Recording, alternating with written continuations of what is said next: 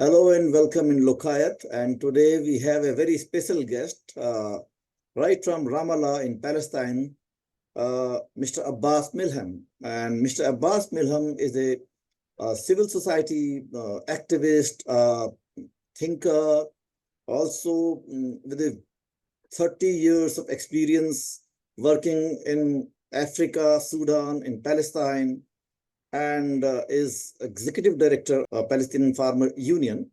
Mr. Abbas has also been active in peace and democratic movement in his country, mobilizing civil society organizations.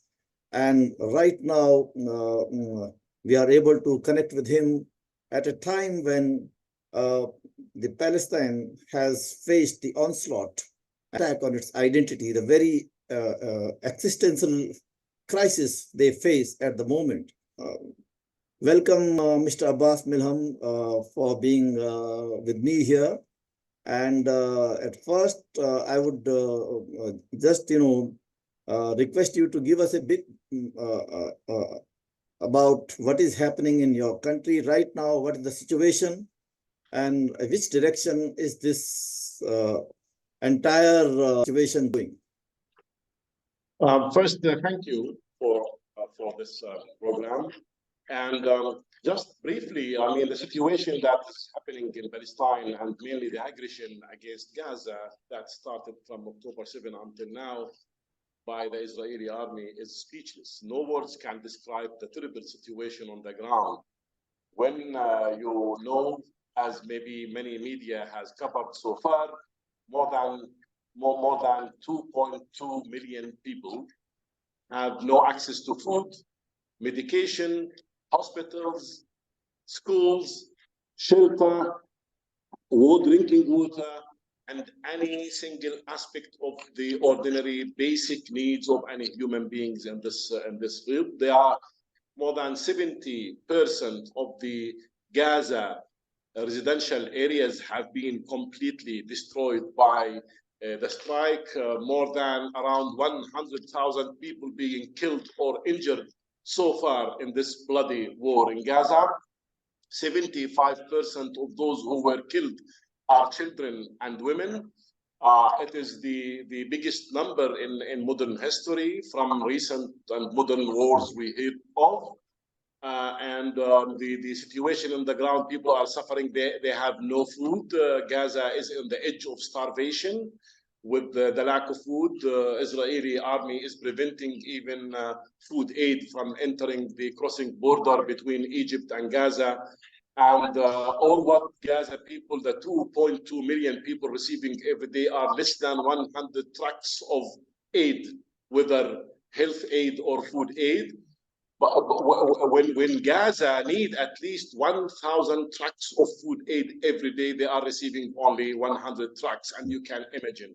We have people as a union, we have branches in Gaza from among farmers who are reporting to us daily on the tragedy situation of the daily suffering and the hour-by-hour suffering of children unable to get food, unable to get medication, unable to move from one area to another. Unfortunately, there is no safe place in Gaza, although the Israeli army have announced that those who will evacuate and being displaced from North Gaza can go to the south as safe areas. Now all the bombings and airstrikes are focused and concentrated in the south part of Gaza, so there is no safe place. Every day there are, more than 100, 200 people killed. Most of them are children and women and civilians, unfortunately. So the war in Gaza is not against Hamas, is against everything. Is against buildings, against children, against women, against elderly people, against disabled, against schools, against mosques, against hospitals that were demolished and destroyed. It's against everything. So Gaza is under the threat of being all wiped out, people and buildings at the same time. It's different. And, although this war is happening in Gaza, there is another war happening in West Bank. Yes. Also led and backed by settlers, settler violence, have increased rapidly from the time when this war erupted in Gaza. Number of settler violence attacks against farmers have jumped up from 3 attacks per day before October 7 to 11 attacks per day against farmers in West Bank. The idea is to control and annex West Bank land to the Israeli settlers, and those settlers are doing their attacks backed by the Israeli army and backed by the government, in which there are 2 settlers who are ministers in that government, the Minister of National Security, who is a settler, and the Minister of Finance, who is also a settler. And those 2 ministers, they are calling upon their all supporters and settlers to increase their attacks against Palestinian farmers. 1,000 farmers have been forcibly evacuated from their farmlands, and their farmlands have been confiscated. A large number of grazing areas in the so-called Area C in Jordan Valley and in Masafer Yatta area in south part of Hebron area in West Bank have been denied access for all livestock farmers. There are also physical attacks against farmer families. Large number of farmers were beaten severely by settlers' attacks. 10 were killed by settlers who were shot dead in their farmlands while they were harvesting their olive harvest. And this is another type of war occurring in West Bank. We understand and we know the reason beyond this is that the settlers are trying to benefit from the war conditions in Gaza to control large parts of West Bank areas, making the possibility of Palestinian existence in their lands impossible. And with the plans from settlers to kick out and transfer Palestinians from their communities to Jordan here in West Bank, and the army is trying to force Gaza people to transfer to Egypt. They're trying to use this war to end up the Palestinian existence in Palestine and Palestinian lands occupied in 1967. So it's basically not merely Gaza, where we are just, the war is visible to other people. And it's also like West Bank, where you had resources at the Jordan River and Dead Sea, which I have read in your reports. The Israeli companies and American companies are earning trillions of dollars every year. So is this do you think that the war has, it's basically also the war to capture the resources that the Palestine has with it? Absolutely. The annexation plan of West Bank land have been a policy for this recent government, which is the most extremist government in the history of Israel, that adopted the policy of annexing the farmland area to the sake of settlers. But at that time in 2020, there was international pressure against this government not to do the annexation plan. They postponed publicly and officially the annexation plan, but on the ground, they continued to implement the annexation by grabbing and confiscating larger part of farmlands area. But when this war erupted and started on October 7, the settlers felt that they have a backup from the government. Their hands were freed to increase their attacks and to grab more land, confiscate more land, kick out Palestinians from their land in order to control the natural resources of Palestinians in their West Bank areas. And the 2 main natural resources that are needed for practicing farmers are land and water.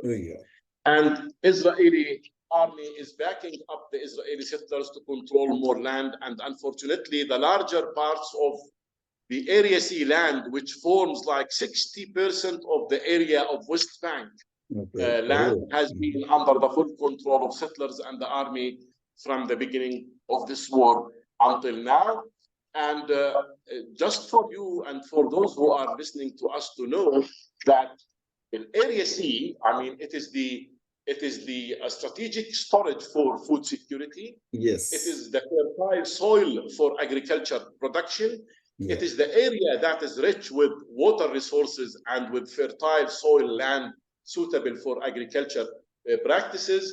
And the control of this land will make the life of Palestinians difficult and almost impossible. And this is a plan that have been, put into practice by settlers, backed by the Israeli army, in order to end the Palestinian dream of having their independence and their independent state.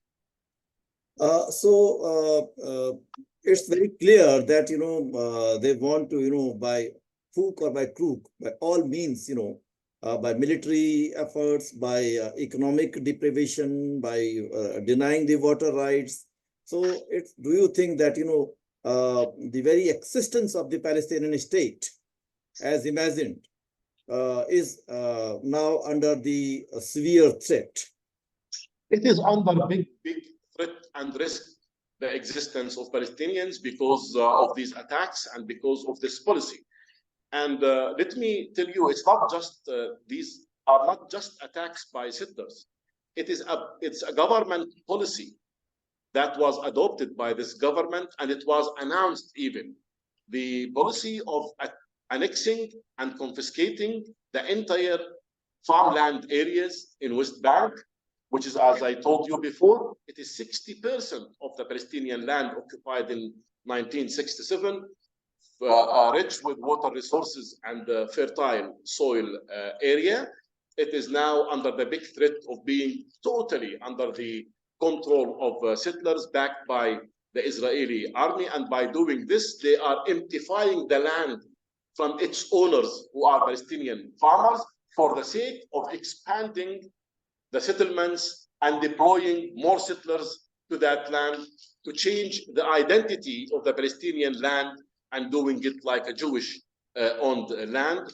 And this is a big threat for the existence of the Palestinians. And by the way, land grabbing and land confiscation has been on place from 1967 until now, but it has increased rapidly in the last years with this new government, the most extremist ones. And backed by this government, settlers have increased their attacks to control more land and deploy more settlers, grab more land, confiscate more land, and establish new settlements from the lands that is owned by Palestinian farmers. Our food security is under big threat of collapse because of the control over water resources and land and farmland areas. Our access to land have been severely restricted by farmers and by the army, but mainly by settlers. And it is forming a big threat and a big risk on the existence of Palestinians on their farmland, unfortunately. When you are saying settlers, do you mean the settlers means the local Jews, or they are imported Jews from America or Europe? Who are these settlers? Settlers are, Jews who were brought from all over the world. Yes. And they were deployed West Bank, and they were given house for free, tax exemption, lands that are confiscated from Palestinian farmers, and water resources confiscated from Palestinian farmers. So it's like an 8-star type of business for those Jews brought from different parts of the world, deployed in West Bank, and receiving incentives from their governments to continue to be settlers. When you get like a house allowance, and you get you pay no taxes, and you get a land for free, and you get water for free to irrigate your agriculture production, this will encourage you to continue being a settler. Those settlers, they don't belong to this area. They were brought from outside and deployed in our Palestinian areas from the lands, and using the land that was confiscated from Palestinian owners. Most of the land where these settlements are established are lands confiscated from Palestinian owners and farmers. The water resources owned by Palestinians have been controlled by the Israeli army to benefit the Israeli Jewish settlers who were brought from different countries, European and non-European countries as well. So it's basically the grand vision of Jewish land, for everybody come with big money and invest in the West Bank. Yeah, for the history. Let me remind you and remind those who watch us that in 1994, Palestinians and Israelis reached out an agreement, what we call peace agreement or Oslo agreement. Yeah. That was signed in Oslo, backed up by the Western countries, including US and European countries. Yeah. That agreement was meant to be transitional agreement for 5 years. Mm-hmm. Palestinians were promised that by the end of 1999, that agreement will lead up to establish a Palestinian independent state, and Palestinians will have the right for self-determination. Unfortunately, that temporary and the transitional peace agreement is still temporary until now, although we are now in 2024, which means, decades of that peace agreement being not implemented on the ground. What Israel did at that time, they benefited from this peace agreement to buy and gain time to expand more settlements, deploy more settlers. Number of settlers in 1994 was less than 200,000. Oh. Now, the number of settlers is 700,000 settlers. Oh. So during the peace agreement, Israel did not respect the peace and did not respect the agreement. They used that peace agreement to confiscate more land and to control more land and deploy more settlers in West Bank occupied land in 1967. Although Palestinians accepted the historical concession of compromise between Israel and Palestine to establish two states for two people, Israel did not confess and admit and accept the right of Palestinians to establish a state. And they used that peace agreement, so-called peace agreement, to deploy more settlers and to confiscate more land. So, unfortunately, the two-state solution that was adopted during that peace agreement is still not implemented and only playing for the benefit of the Israelis to deploy more settlers and confiscate more land. And this allowed settlers to increase their numbers with the silence of the international community who sponsored that peace agreement without holding settlers accountable against all these attacks and confiscations. They were encouraged by international community because they were not held accountable as criminals, and they confiscated more land. The Israeli army is protecting those settlers when they attack Palestinian farmers. And if any Palestinian farmer try to protect the land, they will be abducted and sent to jail and accused of being terrorists attacking Israeli citizens. It's a totally and completely an apartheid regime that was imposed by Israel against Palestinians and Palestine, giving all the right for Israelis and denying basic rights for Palestinians, like the apartheid regime, and worse than the apartheid regime that was imposed in South Africa, which need to be toppled down and to be ended. And the only solution for all what is happening here in this country for Palestinians and for Israelis is to end up this occupation and to end up settlements and bring back land to its owners so peace can prevail for all and all can enjoy peace and live in peace as human beings, similar to any other human beings. Look at the Western community and the way they reacted to Ukraine when they were attacked by Russia. Yes. They said Ukraine have the right to defend their rights and to fight for their land and for their freedom and independence. And they supported them with everything.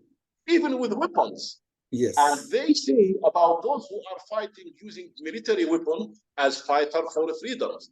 But when the picture comes to Palestinians to fight for their land and to resist against the occupation, they are accused of being terrorists. So if Palestinians struggle by military, they are terrorists. If they struggle by words, they are anti-Semitism. If they struggle, what can Palestinians do?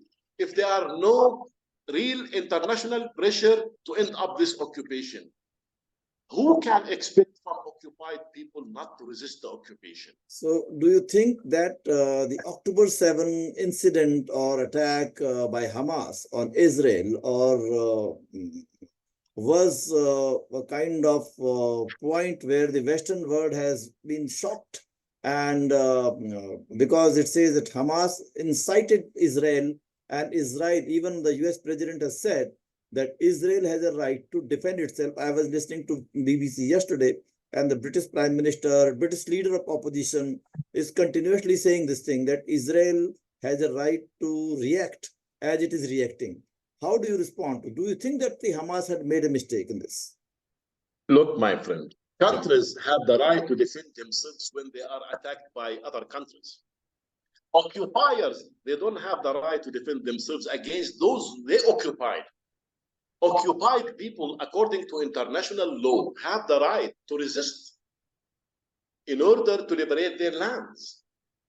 Now, no one is supporting killing civilians, and we Palestinians have been suffering from this since 1967, and we are calling up the whole world not to allow the killing of civilians, because we Palestinians have been suffering from this for all the past decades from the beginning of this occupation.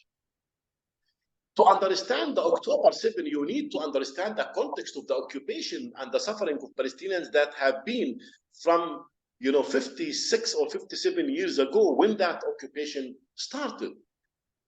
Harassment, attacks, jails, killings, and harassment of Palestinian children and families have been ongoing from 1967 until now. It is, the conflict did not start in October 7. Yeah. It started in 1967.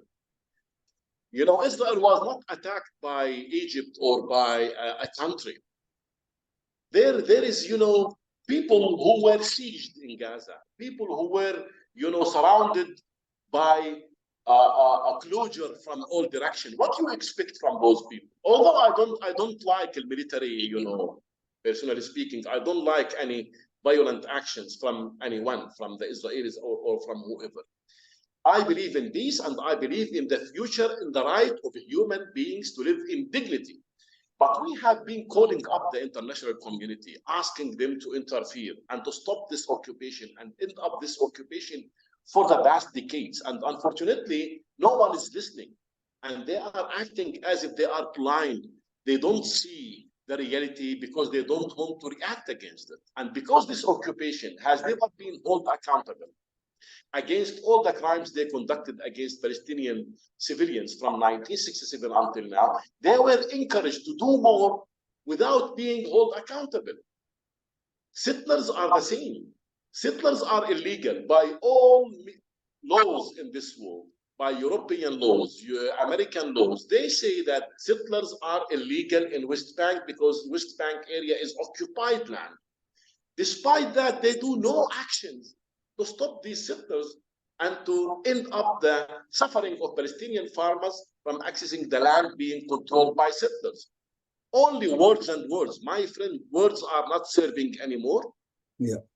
What is needed are actions against those who are not respecting international laws, like what European countries are doing with other countries that do not respect the international human rights law and international legitimacy. Why these laws are applied to any other country except the Israeli occupation? Why rights are, being gaining attention from Western communities, but when it comes to Palestinian rights, people, they act as blind people. They don't, understand that. This double standard policy is not serving anymore. It does not serve peace on this land for two people. It does not serve people living in neighborhood relationships as friendly countries and living in peace and in security and dignity. You cannot find an agreement that will satisfy only one part on the account of the other. It doesn't work. And Palestinians are shouting and crying. And I think what happened on October 7 is one of the cries of Palestinians in order to awaken the world to see the suffering of Palestinians and maybe taking some actions to end up this occupation once and forever for the benefit of both, for Israelis and for Palestinians at the same time.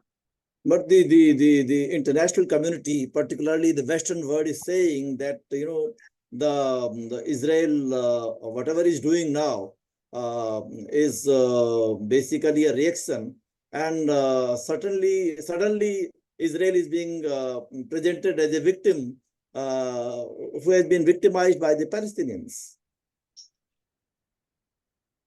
Victimized by who? By the Palestinians. Yeah, I mean, if the world would be that naive to still believe the Israeli lies about being a victim. Israel is the fourth powerful military power in the world. It's the first in the Middle East. They own all the types and the forms of killing machines. The creeping ones like bulldozers and the flying ones like aircrafts. It's the strongest power. Who is the victim here? Those people in West Bank who are unable to defend their right to exist. And on daily basis, they are attacked by Israeli army and killed from 1967 until now in cold bloods without any means. Who is the victim? I mean, we are occupied. Yeah. We are under occupation. We accepted to sign a peace agreement with the occupiers. Yes.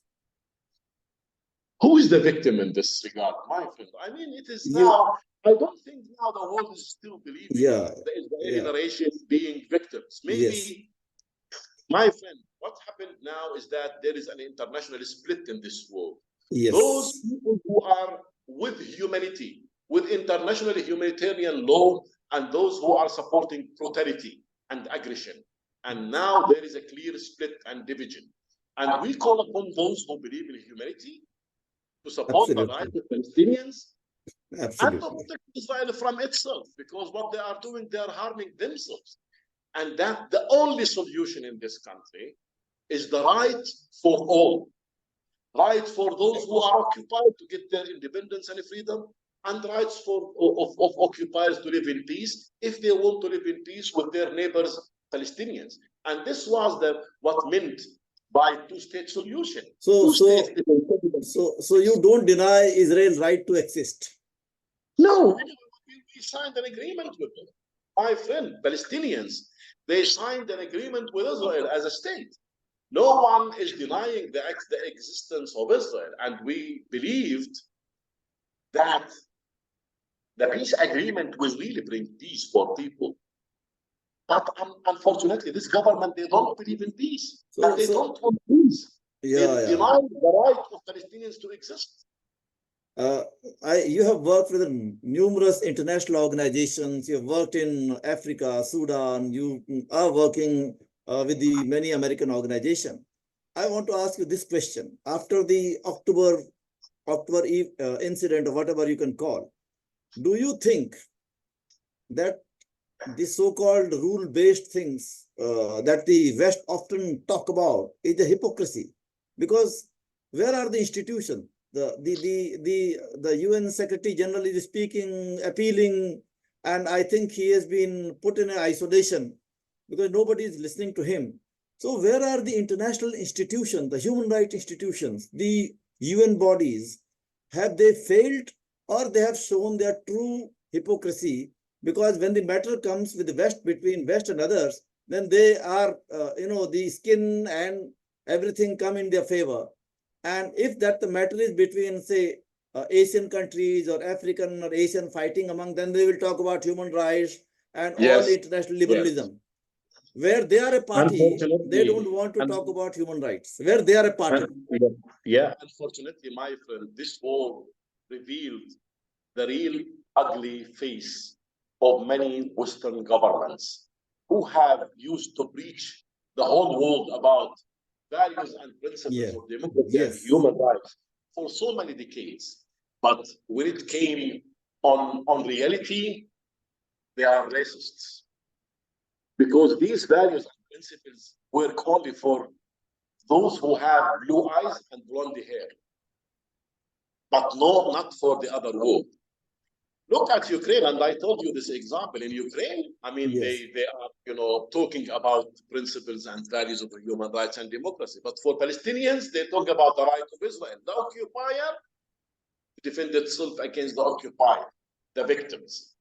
I mean, it's double standard policy. And I don't think now the world, many of the countries, many of people, many institutions, organizations who were cheated by these set of values and principles, now they will not believe anymore any lies that would be given to them by these countries. And I think this is the time for these countries to review their real values and their real principles. Are they really committed to these values and principles? And they need to double check on that, because I think they don't anymore. And the reality on the ground, it shows and it proves that those people are far, far away from respecting their even constitution that is based in nicely written words about human rights and democracy.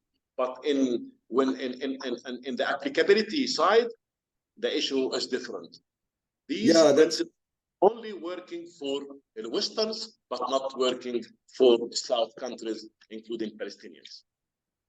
The other thing I realized about the international politics here, that apart from the West, we did not hear anything like from Russia or from Middle Eastern countries. How, as a Palestinian, do think, why are these countries also keeping quiet? Look, my friend, the international position towards what happened in Palestine and from the beginning of this aggression from October 7 until now has changed. In the first week or the first 2 weeks, the international, support of Israel was obvious. But when this world started to see the brutality and the atrocities of this aggression against civilians, children who were killed in Gaza, the tide started to shift. And there are many countries that retreated from the support they gave the Israeli government. There are many people who are supporting the right of Palestinians. Absolutely, yes. Exist and for independence. And even in countries, for example, like Germany, like UK, like France, who politically backed up the occupiers against the occupied, their people, they demonstrated in the streets against their governments. And this is what I mean by the tide is shifting. People are still, we rely on people in these countries rather than on government. Yes. And I hope by time the pressure inside these government will come from solidarity movement, organizations, institutions, and people who still believe in humanity and still have a deep belief in their hearts in the set of values and principles, and they will hold their government accountable. Believe me, the situation after October 7 will be different from the situation. But do you think that by the end of the day? Do you think that it might escalate now, because we are hearing that the Israel want to target Lebanon now? Do you think, is there any information about these things, or there are many analyses. There are many analyses in this area about the situation. The personal position of the Israeli prime minister is dominant in this war rather than the Israeli real benefits, actually. Because this prime minister understands that if the war ends, he will go to jail. So the only salvation for him is to expand the war and to continue that war for as long as he can. And if the war will end up in Gaza, he needs to open a new war in Lebanon. Oh, okay. And not only this, he even dreaming of having a regional war and bringing Americans and Western countries in the trap to put them in a regional war and maybe a third international war. And this will save the prime minister from being arrested or sent to jail because of the corruption crimes he committed. And there are people inside Israel who were waiting the war to end up and then to start, the trials against Netanyahu. So for him, the only salvation is to continue the war. Unfortunately, that war will continue against the benefit of people in Israel and in Palestine. We are paying the price, and the Israelis also are paying will pay the price because of that. And the threat that if that war expand on the regional level, believe me, I mean, the whole world will be under a big threat of a third war that would be really catastrophic on the international level itself. Yeah, it's very, very dangerous. I'm sure that there are thousands of people within Israel who are support of, peace with Palestine and want to live in coexistence, because a huge number of people are there who are of Palestinian origin in Israel, Israeli citizen. So I'm sure many of them would like, even including Jews, would like to have a peaceful coexistence with Palestinian. Yeah, look at the Jewish movement in the United States. Yeah, I heard about that. Yes. Most of these anti-occupation policies are led by Jewish leaders, even in the United States, who are against the Israeli government, and they know, what does it mean, this policy? This policy will destroy Israel itself, not only the dream of peace for Palestinians, but also for the Israelis themselves. I think maybe the Americans, they understood this because they are not realizing it, perhaps. The Israelis from their government, because this will destroy them. This will, end up the Israel as a state if they continue doing this, because wars will had never been a solution. Yeah, that is very true. War can never be a solution at all. Wars has never been a solution.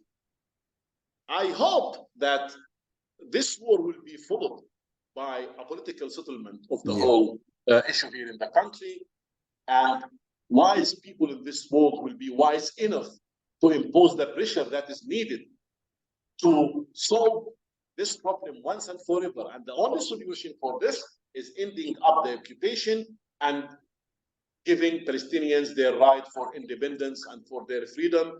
And after then, people can live together in peace. Israelis, Palestinians, they enjoy living together in two-state solution, and that's it.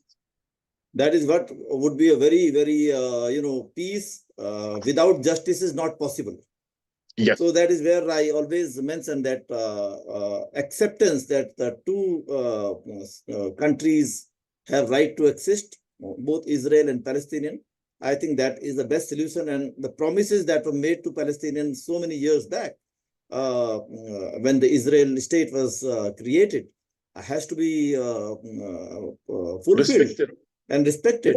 And this is where, that is where the, I think, the onus is on the Western world, because it is they who did it, who actually exported their crisis from Germany to the Palestinian land. Actually, in the aftermath of the Second World War, what has happened? So I think it is more on the Americans and the British particularly, who I mean those who made the promises to Palestinians in 1994. Yes, they give pledges to Palestinians that if you sign and accept this peace agreement, you will get your independence in 5 years. And Palestinians, we believe them. We believe them. We said, "Khalas." I mean, peace is the only solution, and we need peace. And we believe in peace as Palestinians. Even in our religion, when we want to salute someone, we say "Assalamu alaikum," which means peace be upon you. Yes, so, yes. As a real concept for life, and as a real mean for relationship between humanity and human beings. But unfortunately, this government, the Israeli state, from the time when we signed the agreement, started to shift towards extremism and right-wing movement until they brought up this government, which, as I said, it's the is the most extremist right-wing government and based on a coalition of settlers. Settlers who don't believe in peace with Palestinians. They believe Yes. only on transferring Palestinians to the Arab world. They don't believe on the basic rights of Palestinians to even to exist and to live as human beings. They consider Palestinians as animals that need to be killed and get rid of. And unfortunately, those are who are the leaders in the government. So with this government, no peace can be achieved. And without pressure from the international community, occupiers cannot be held accountable in order to save and secure peace in this land. Everyone in this world, although they are backing the occupiers, even these governments, but they thought that the only solution is peace. If the only solution is peace, then you need to make real actions to make peace happen. And it doesn't happen by just words and songs. Peace, sometimes you need to pressure. Yeah. To hold them accountable by having them paying the price of being occupiers, and those settlers punishing them and impose sanctions on them of being settlers. When they feel that they are paying the price of being settlers, they may be reconsider continue living as settlers on this land. And I hope some of the countries that took a decision to ban the entrance of the settler leaders to their countries, that movement would expand and more penalties against settlers to be adopted, and that would be applicable on the those who commit war crimes from the Israeli army in order to impose peace by pressure sometimes. What do you think about the South African government, filing a case against Israelis on this issue, where the West has failed at they've come? We're really grateful to South Africa, but it's not new to us because we know this country was fighting for equality and for human rights and against the apartheid regime, and they paid big prices on the road of freedom and on the road of equality. So they understand the suffering of other people like Palestinians, and really, South Africa was one of the brave countries that decided to take an action, a real actions for humanity and for human rights, for real democracy on the ground by handling that file in order to hold the occupier accountable against the war crimes they conducted in Gaza. And I hope that what South Africa did will be also taken and bought in by other countries in this world. And here what I mean by actions against occupiers, because these actions will really impose a real pressure on occupiers to accept peace and accept the right of others to live in peace, the same they want for their own people.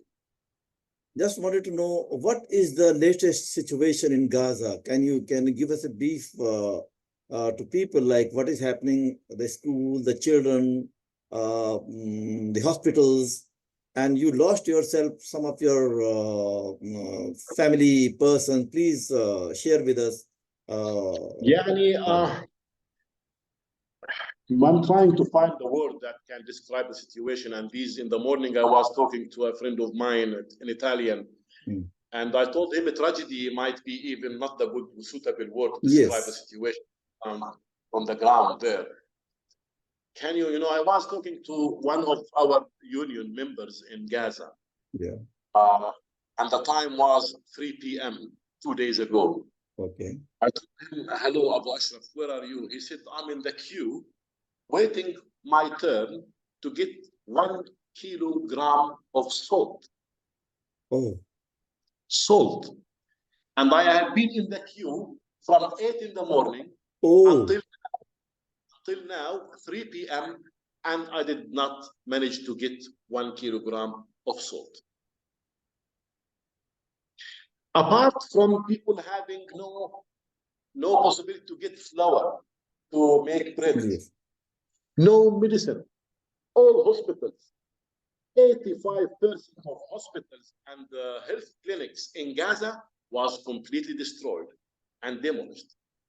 No health aid is entering Gaza. As I said, it's the 100 trucks per day, including all types of aid, food, health, and everything. When the need in Gaza is at least 1,000 trucks per day, which means 90% of people in Gaza have access to nothing, have no access to anything, no food. You know, the prices have jumped in Gaza and people are unable to afford and buy. For example, Yes. the one bag of flour, which is 25 kilograms of flour, used to be 35 shekels before the war. 35? 35 shekels, this is the Israeli currency we use. It's equivalent to $9.5. Okay, now the price reached to $200. Oh. $200. Pampers for kids. It was 25 shekels before the war, now, which is like $7. Now it is 75 shekels, around $23. And people have no job, have no source of income, they have no money, and they need to feed their children. My wife's sister, she is now in Rafah. She was in Gaza, but when her family was killed, how many my members? father-in-law, my mother-in-law, and my brother-in-law, when their house was demolished over them and they were killed, killed in that attack on October 9th. The sister, because she is married and she lives in another house, she was displaced from Gaza to Rafah. So we talked with her.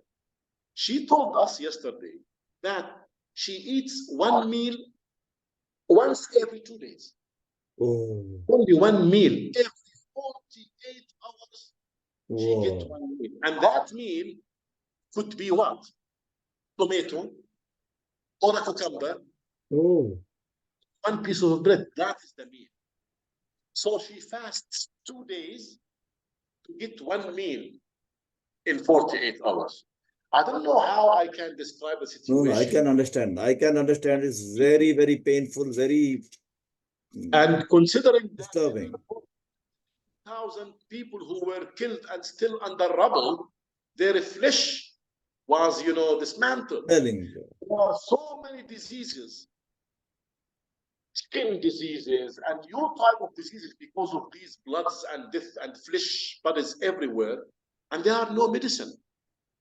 There are more than 350,000 children who are sick and they have diseases, but they are unable to get medicine. There are no, in one school, UN school, where I am living there, there are 35,000 people in one school living. Can you imagine the simplest thing? 35,000. How to go to the toilet in the morning? 35,000 people. 35,000 living in one school. The sister of my wife is living in an apartment that is only 3 bedrooms. There are 45 people living in that apartment. Can you imagine just the struggle in that school to go to the toilet? You may get your turn after 4 hours. Can you imagine how women manage, children can manage? Words are unable to describe the tragedy situation of the people. This war, this bloody war, need to end soon and now. Every single minute and second means more suffering of people. We are talking now maybe for 10 minutes. In this 10 minutes, so many people, so many children were killed. Many displaced people were, houses were demolished. And so every single hour, minute, second and hour, there are more bloods, more souls that have been killed and vanished, unfortunately. Is the Israeli army still there or they have come out? No, they're still there. They're in the south now, in Khan Yunis. Okay. Yeah, they are, they are in all parts of Gaza Strip. the Israeli army. And they are bombing everywhere. They're bombing in the north, they're bombing in the center, they're bombing in the south, the so-called safe area. Everywhere in Gaza is not a safe area for people. And people are under the threat. And when you talk to them, they say, I mean, to the Palestinians there in Gaza, hello, are you okay? They say, so far, we are waiting our turn to die. Can you imagine when you hear a message from people there sitting and waiting their turn to die, maybe in the next hour or in the next few minutes or in the next day? It's difficult life. Can you imagine children in Gaza for 90 days just hearing, bombs and bombs every day? I mean, that is I can understand. It's a complete failure of the international order, international system, international humanitarian law, international human rights organization. Everything that is called internationalism has failed actually to protect the children, the women, the older people, the common man who was not in war against Israel. History and Palestinians will never forgive those who did not work to stop this war against humanity in Palestine. We will never forgive them. This world needs to feel shameful about himself. Yes, at least on humanitarian issue, this has shamed all of us actually, because at least on the humanitarian concern also, the world has failed completely.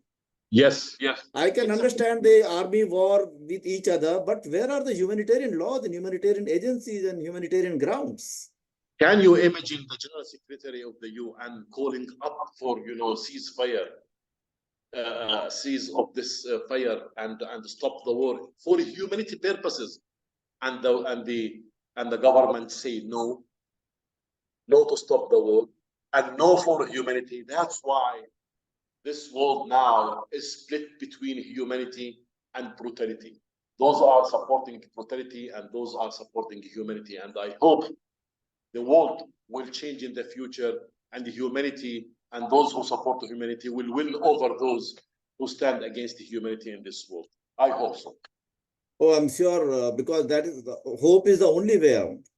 If you don't hope, at least the people who are working to defend rights of the people who are concerned about humanity can only hope. If they also become despondent, then there is no other way out. So I hope that people, and it is actually the people who think about humanity who suffer more. Yes. Because they have to suffer from various, from this side and that side, everywhere. If you talk about peace, they will say you are against us. Because this is the word, as you have said, split between the two kind of forces, two kind of ideologies. And I just want to ask you the question, is there any kind of governance in Gaza? Who is governing there? Is the Israeli army, or the people are just doing themselves? Like who are there is no governance system yet, because the clashes are still there on the ground. Every day, I mean, the Israeli army, what they are doing is that bombing, demolishing, killing, arresting people with brutality. They punish them, they harass them, and they even execute them and kill them in the field. And they killed many families there. There are many reports about that from the field in Gaza, that civilians were executed and they were killed in cold blood in front of their children. And in many families, they were wiped out. And the aid system is very small. So there are no Red Cross, no humanitarian agencies there. Yes, it's only the UNRWA UN system, which is very small, based on these 100 trucks. That is not enough for one neighborhood. And everything has collapsed in Gaza. No system is functioning. The health sector collapsed. In the school, of course, there are no school system anymore. I mean, the aid system collapsed because there are not, safe passages and the humanitarian corridors for these food aid system. Those people are still in the north. They are receiving no food aid and no health care anymore. And no one knows about them because under the full control of the Israeli army, it's dangerous, very risky area. And in the south, as you see, every day they are there are more, airstrikes against the south now and against the safe areas the army talked about before.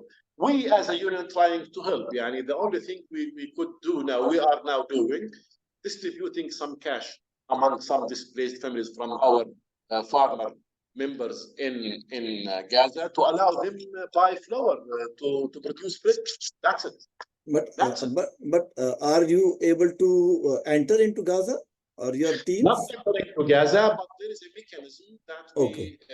we agreed upon with the donor and with the bank system here to deal with the situation there in Gaza, and we're providing. But that is very little. It's only 440 families, those we are supporting now, out of 2.2 million people who are in need. Because this is the only fund that we received so far, and we hope international humanitarian organizations can really do more actions and more funds and more work to support what is remained from Gaza. And what is remained from Gaza people, who remained from Gaza people who still survived, supporting them to get access to some food in order to survive, and hopefully hoping that this war to end soon, inshallah. How is the situation at your place? How secure and safe is Ramallah and West Bank? Last night, Israeli army invaded Ramallah. They arrested many people from the city in Ramallah. And every day they enter Ramallah and they arrest people and they had clashes inside the city. Most of the West Bank cities are subjected to invasions every night. The day before yesterday and yesterday until now, in Tulkarem is a city in the north part of West Bank.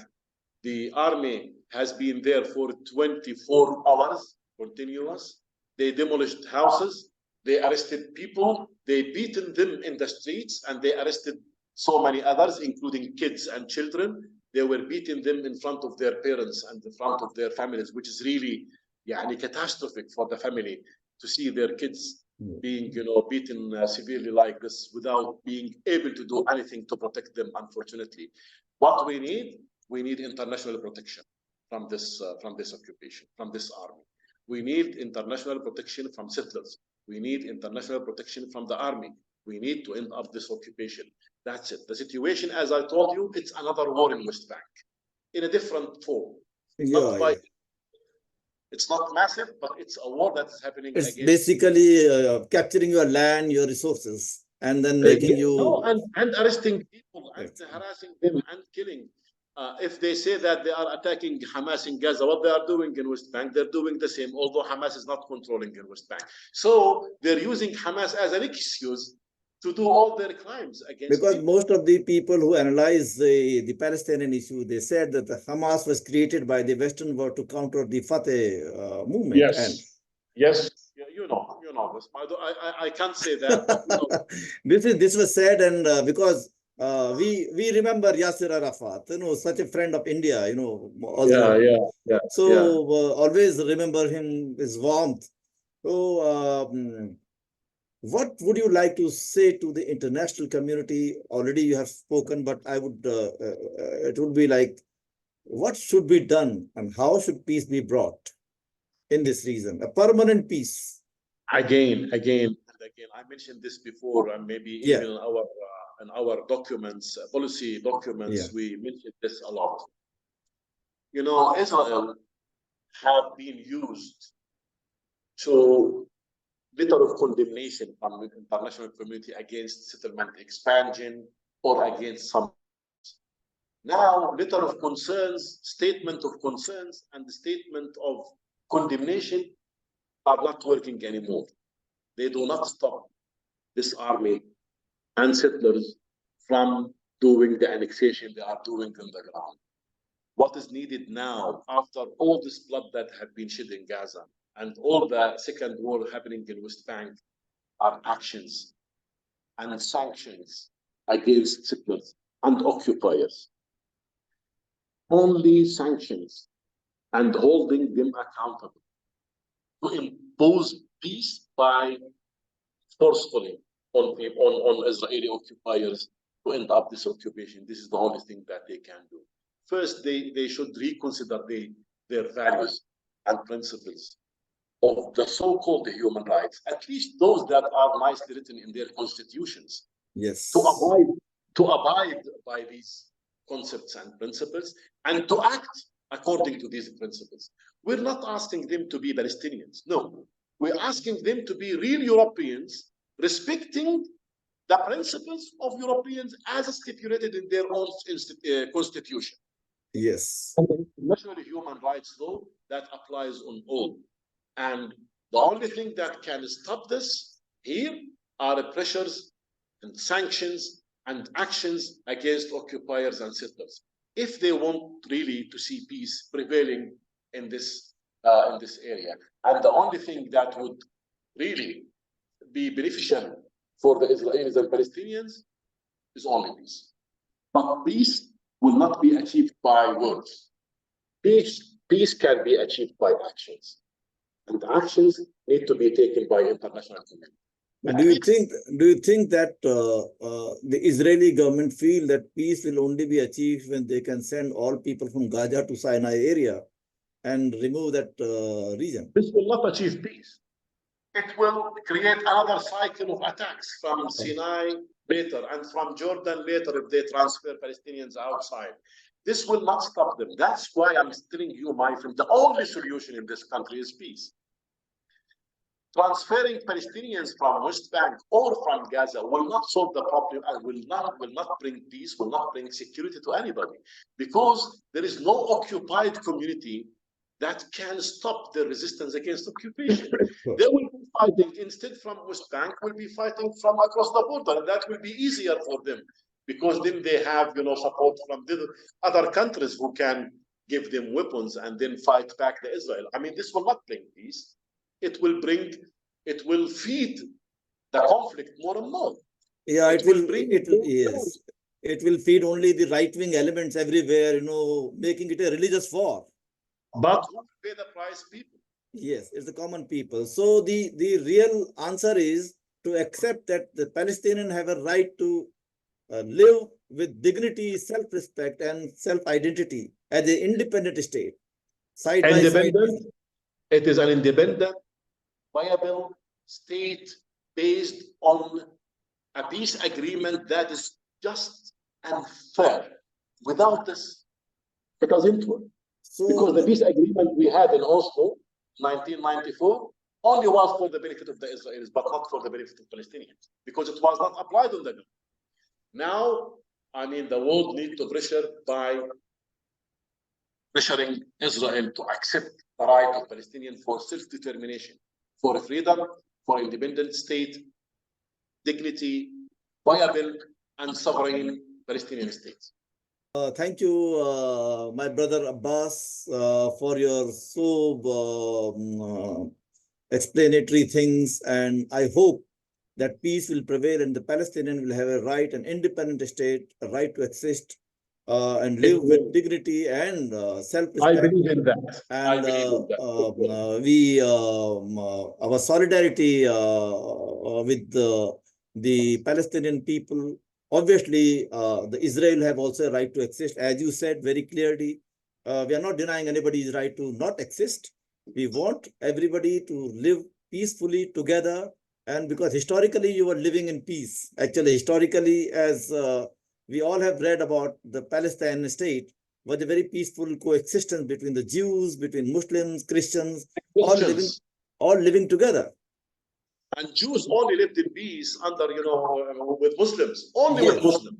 Yes. Even in Europe, they were kicked out. They were, they hurt a lot. But with Muslims, no, they lived in peace for long centuries. Yeah, so my solidarity and good wishes to you, and please keep safe and keep us updated about things happening. Thank you so much, and wish you all good health and strength in fighting your battle. Thank you so much, my friend. Thank you. Thank you so much, brother. Thank you.